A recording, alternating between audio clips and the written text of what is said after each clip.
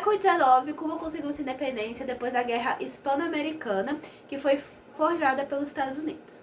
Depois disso, eles ocuparam militarmente a ilha e implantaram a Emenda Platt, que visava intervenção militar e restrições comerciais na ilha, de relações comerciais.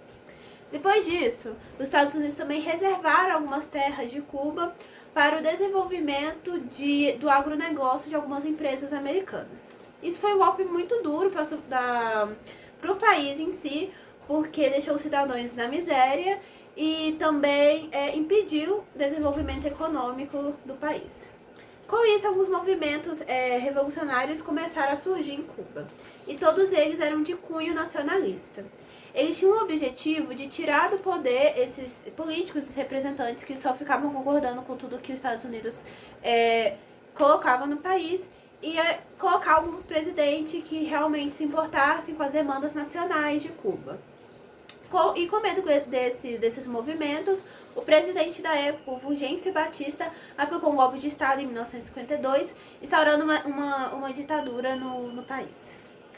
Os revolucionários também não gostaram disso, e em 1953, Fidel Castro, com mais de 150 homens, eles fizeram um ataque ao quartel de Moncada. O ataque não foi bem sucedido, alguns foram mortos, outros presos, e Fidel Castro foi julgado e foi condenado ao exílio no México. Já no México, Fidel e o seu irmão organizam um movimento guerrilho e conhecem Ernesto Guevara de la Serna.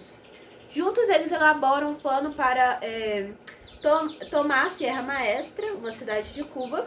E em 1956, o Fidel Castro, Raul Castro, seu irmão, e Che Guevara, mais alguns homens da guerrilha que eles formaram no México, voltam para a ilha de Cuba. Não são mais recebidos pelo governo, pelo exército.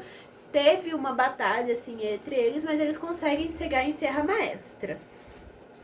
De lá, eles começam uma série de ataques com a guerrilha. Eles sequestram algumas pessoas famosas na época também para chamar a atenção do público, chamar a atenção das pessoas do país para a revolução deles.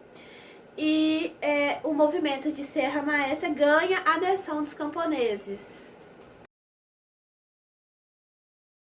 Em 1º de janeiro de 1959, houve a tomada de poder em Havana, e com isso o Fulgêncio Batista fugiu e foi consagrado à Revolução Nacionalista. Logo após isso, o Fidel Castro foi consagrado ministro e os Estados Unidos tirou Cuba da Conferência dos Estados Americanos.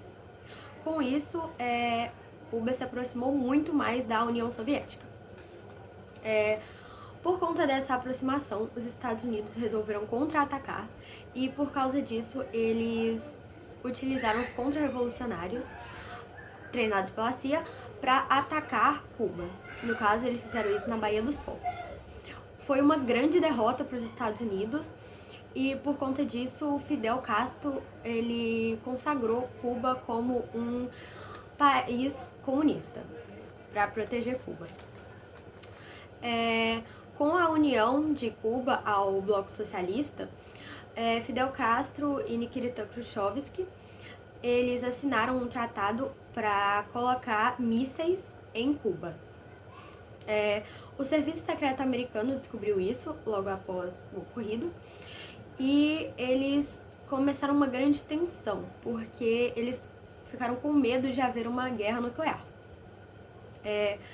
A União Soviética argumentou que eles só colocaram mísseis